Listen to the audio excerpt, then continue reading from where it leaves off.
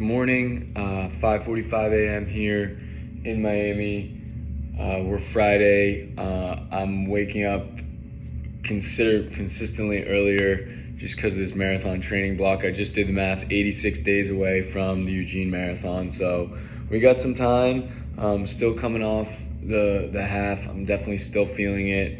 I'm trying really hard to just keep these easy runs easy. I have 18 on the slate. 18 is on the slate for tomorrow, but really quickly wanted to go through another gear breakdown. So I put together, excuse me, I was sipping my coffee. Put together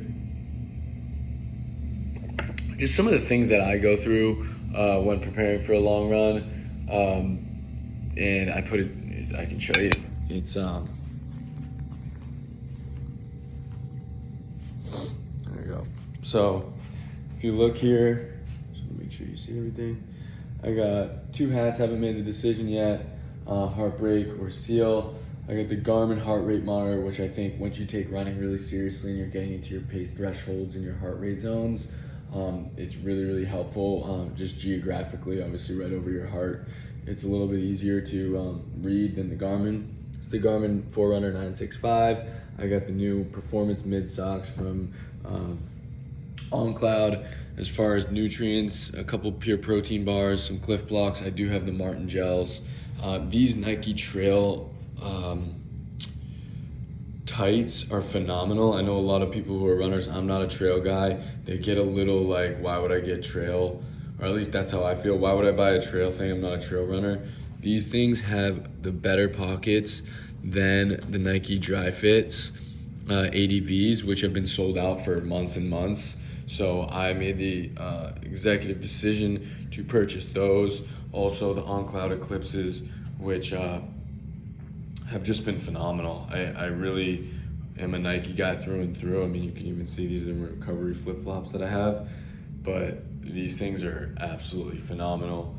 Highly recommend trying them. They do a pretty good job at On, just letting you try them on. If you go to the run club, if you go to the retail store, they'll let you demo them, which I think is pretty cool.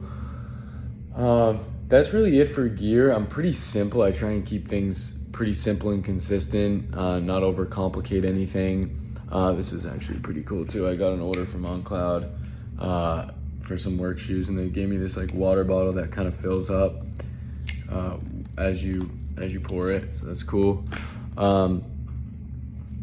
Other things, resistance bands, light, medium, heavy, pretty good for just side steps, high knees. The Theragun I have.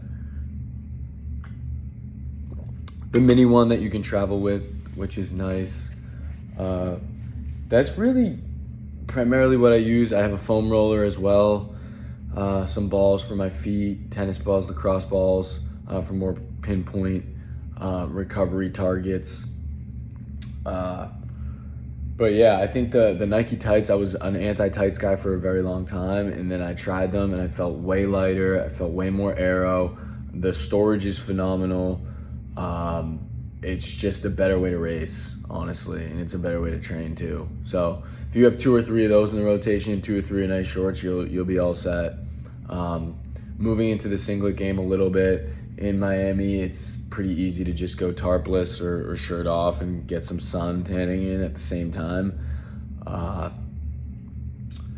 The other thing is too, and I was thinking about this, I've had some discussions with some teammates about like the Martin gels, because they're pretty expensive and they're really good. Like they have the material in them that mocks the inner linings of your stomach, so it doesn't bother you at all, but they're expensive. So I'm trying to find, I like the goos. I didn't really like the Clif gels that much.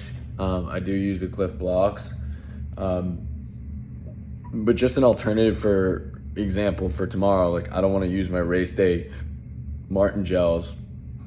I'd rather use 3 or 4 goos that are cheaper, just to be a little more economical.